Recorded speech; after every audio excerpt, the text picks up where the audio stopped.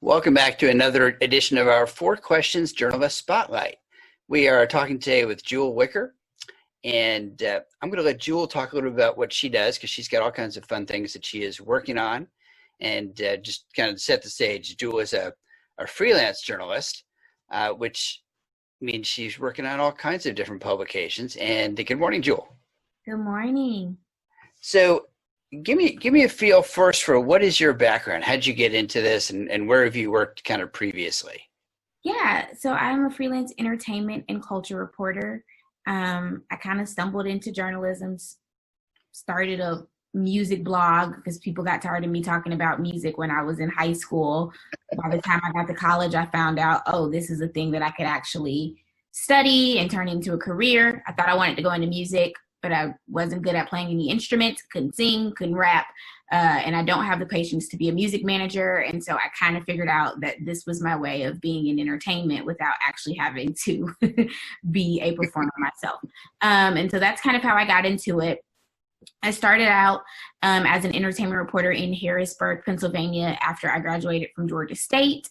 And then about a year and a half after that, I moved back home to Atlanta and was an entertainment reporter for the AJC for, again, about a year and a half. And then I went freelance. I've been freelance for 3 years this month. Woo, 3 years. All right. So who do you work for generally, and who do you work for once in a while?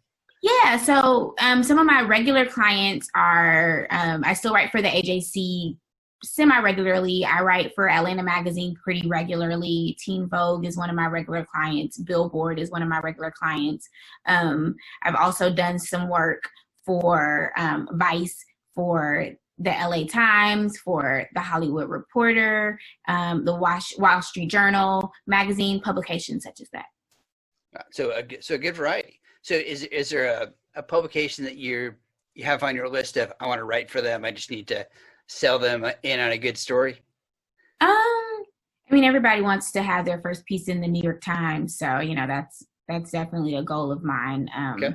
But also, I don't know, I would say the more that I've been freelancing, I, of course, care about the publication, but I think having a good editor is more important sometimes than the name of the publication, because sometimes if you don't have a great editor and you're working for a big name, the story might not come out as great as it could. So when you say so when you say you need a good editor, what do you mean? You need a good editor to find you those opportunities? Well, no, not necessarily to find those opportunities, but whether I'm pitching or getting an assigned a story, I write a lot about entertainment and culture. I'm here in Atlanta, so I write a lot about Atlanta. I write a lot about Black culture, because I'm in Atlanta and that's very popular here. And so working with an editor who, you don't have to be an expert in these topics, but who makes my work better without diluting it or making it different than I think my tone or something that I kind of know my readers and what they're looking for. So diluting it in a way that would make it feel inauthentic. You don't want an editor that's going to change your voice. Right. Make it not you. Yeah. Exactly. You want someone to understand that, when they're reading a story that's a Jewel story, that they feel like this is a Jewel story. Same with a lot of other writers. Yeah. Yeah. And I mean, I love being edited. I think it's weird when I turn in a piece and an editor does it rip it to shreds. I'm like, no, rip it to shreds. I would love to be edited. But at the same time, trust me as the expert on the topic that you're hiring me to write about. So don't go making changes that you think is right, because sometimes it's not. And so kind of, that balance. Is there a story that you've written lately that you're really proud of? You thought, man, I really kicked it with that one. I love that I was able to do this. That's a good question. I'm working on a lot of stories right now that I'm really excited about that haven't come out yet. But I got my first byline in the LA Times a few weeks ago, and that was really exciting. I would say my favorite piece that I've written within the past month, around the time that protests started happening and they were going on here in Atlanta, I wrote an op-ed for Atlanta Magazine that looked at kind of the conundrum of celebrity activism. Specifically in Atlanta, there's this idea that Atlanta is Wakanda, which is like the utopia from Black Panther. Black Panther, yeah. Yeah. I kind of looked at it as, Atlanta certainly does have, it's certainly a city where you can have upward mobility as a Black person, but Atlanta's also one of the top cities for income inequality. And so, like, when we call Atlanta Wakanda, sometimes we're ignoring some very real issues that exist here. And I wanted to make sure that we highlighted that, as well as the success that goes on in the city. You had a story in, was it Teen Vogue a couple months ago? That was really good. Remind me, what was the topic of that one? Was it? I write a lot for Teen Vogue. Shoot, I can't remember, because I remember there's maybe it was your first one. Yeah, was it the one on Jalea? Yeah, I think it was. Popstar? Yeah. It might have been. That was a big feature that I did. It was right around the time, because I remember I that was the last interview that I did in person before the pandemic started. And so, just to give context, I write a lot for Teen Vogue. I write for them sometimes several times a week. But the Jalea feature is a bigger feature. And so that was one of the last ones that I did before everything kind of shut down.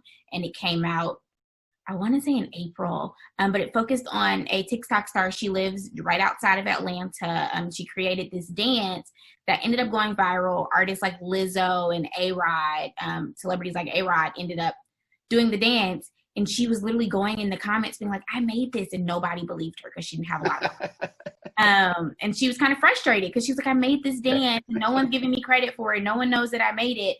And she ended up getting a feature in the New York Times about it, which was pretty awesome. And so I went and I did a feature on her, just how she was adjusting to that newfound fame, what her goals are beyond TikTok, because she wants to be a real dancer. She wants to be a choreographer, and just kind of looking at what it's like when artists, because a lot of times they don't get credit. A lot of times it slips under the radar and they just hope they get them next time. But what happens when somebody actually does get the credit that they deserve? Right. So you kind of touched on this, but as an entertainment reporter, reporting has obviously changed a bit in the last couple of months. How has that affected how you're able to get into your stories? It's hard. I would say April and May were really slow months for me. I mean, just everything pretty much screeched to a halt. Mm-hmm. And then June, protests started happening, and then all of a sudden my inbox just started to blow up again, and it's been really busy for me ever since. I would say that, obviously I'm not covering concerts, I'm not covering festivals, I'm not going out to interview people in person in the way that I would. But a lot of the cultural stories that I typically would write are still the same, right? So I'm working on a story now about, I'm working on a piece that's coming. Well, I worked on it in February. It's coming out soon. It's about the only black only beach in Georgia. It was segregated beach near Jekyll Island. It's called St. Andrews Beach. And it was only open for, I want to say, about a decade. It wasn't open long before the beaches were integrated. But the history of that, and telling the story of how Otis Redding and a lot of popular artists actually ended up coming through and performing on this beach that only had one motel. That was the restaurant there, and it's a little known part of Georgia history that I think sometimes we don't know. I mean, I'm from here and I didn't know about it. Yeah, no, I hadn't heard about that.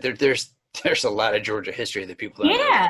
And so, I mean, it was really interesting, and I think it got looked over for two reasons. One, a lot of the mainstream publications at that time weren't writing about it. A lot of the Black publications did. But then two, because it only existed for such a short period of time, it kind of got lost. And unfortunately now, a lot of the people who were involved with it as artists, or as kind of the people who were rallying to get the money to make this happen, or, pushing for the Black people to have a part of the beach, they died. And so sometimes the stories unfortunately go with them. What were the years that was open?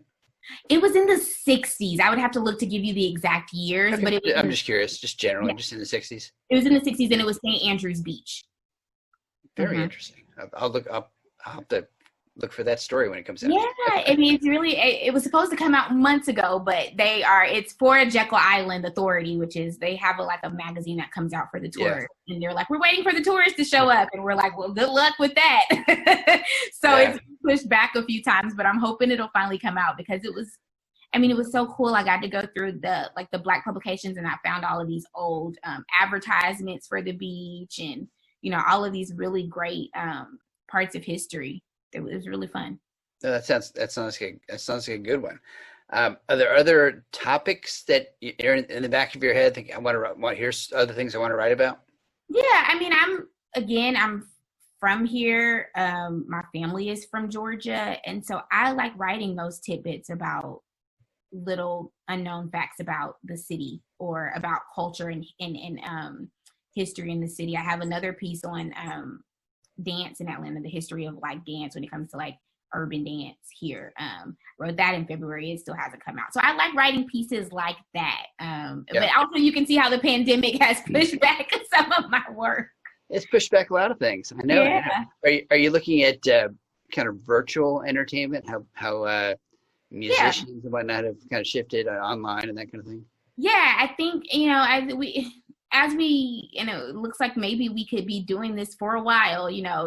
Some of those stories I wrote early on, I don't want to recreate it because we're kind of used to it now. And so I did write a lot of those stories about Instagram live shows and things like that early on.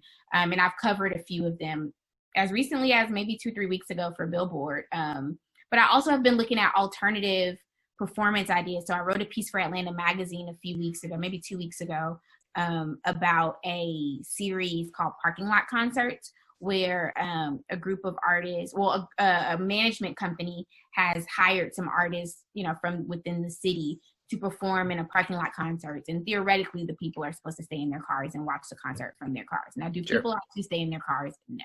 But that's the concept of being able to safely watch a live show. Yeah, was it Garth Brooks who was doing like a drive-in concert? It was Urban did one. Yeah, it wasn't like in person. It was like on screen. Oh, was it? Okay. Yeah, okay. it's like you drive into the drive-in at Sterlite or something and sit and watch the Garth Brooks concert or something like that. Yeah, Keith Urban did one, I want to say in Tennessee, for essential medical workers, where he performed. He was there in person, but they sat in their cars and were Right. All right, so now we get to the hardest question in the interview here. What's the coolest thing about you? Well, I mean, I think one of the things that makes me a really good reporter on culture here in Atlanta, again, is that not only am I from here, but my mom's from here, my grandma's from here, I have generations of family from here. And so I really use my family a lot to mine for stories. That's great. And it's fun. And I think we're such a transplant city that's rarer than I think people might think, being able to have that access to history.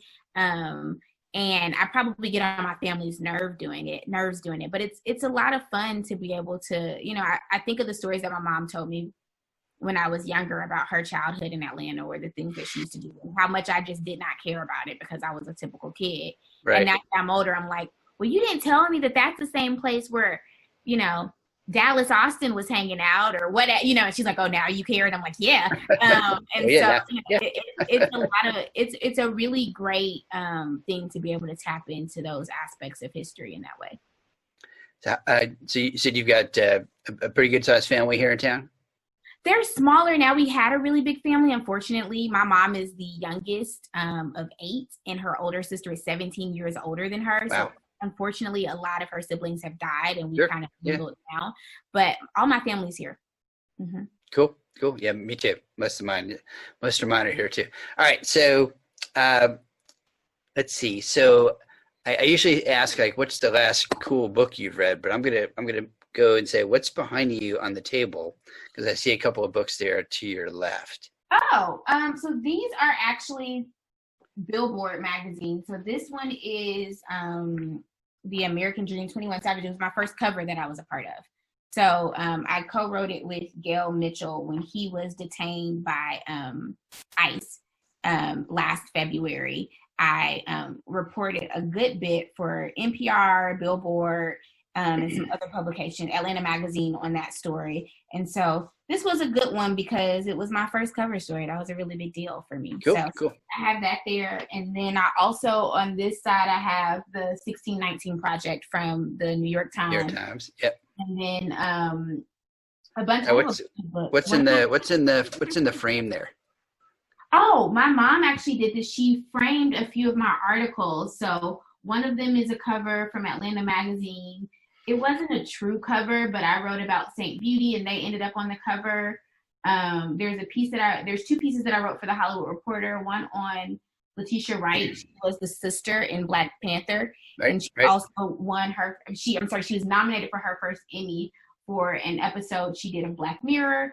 And then the other one is on a show I did.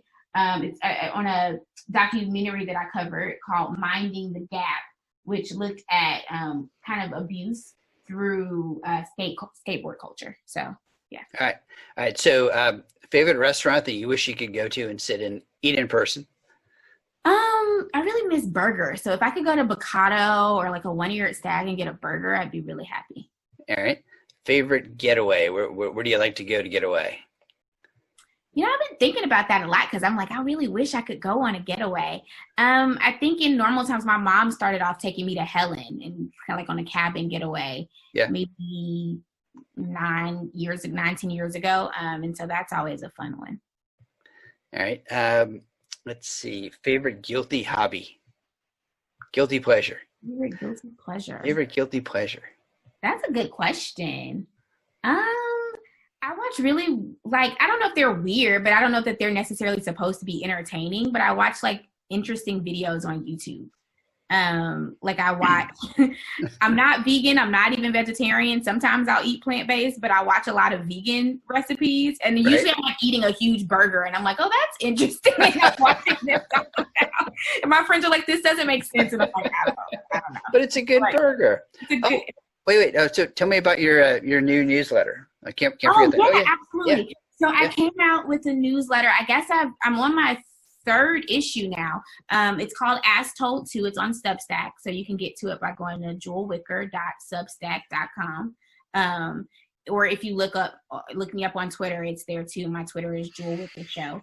But I started this newsletter because I wanted a place, you know, like I said, I started out in media with a blog. And so I haven't had my own place on the internet and since I started professionally, and I kind of missed it. And so I started this newsletter to kind of write about entertainment, media. You know, I tweet a lot about what's going on in the media, what's going on in music and entertainment in Atlanta. And so this was a place for me to be able to write about those thoughts in newsletter form. I also suggest new songs and podcasts that I'm listening to, new books. And so I read a lot of articles and also books. And so I try to recommend every other Wednesday it comes out. I try to recommend some of the best things that I've listened to or read. Cool.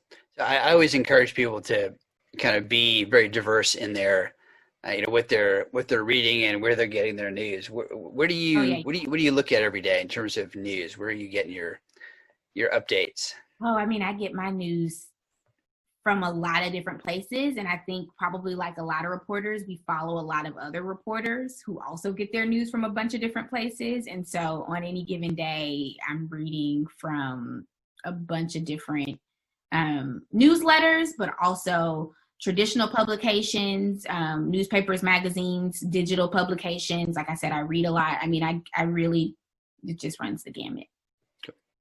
Cool. We've been talking with Jewel Wicker, a freelance journalist here in Atlanta, who covers culture and entertainment on music. Jewel, we appreciate your being with us. And folks, tune in hopefully next week, maybe the week after. Going camping for a couple of days, so I might be delayed. But yeah, let's look for another edition of our 4 Questions Journalist Spotlight. Thanks, everybody. Thanks.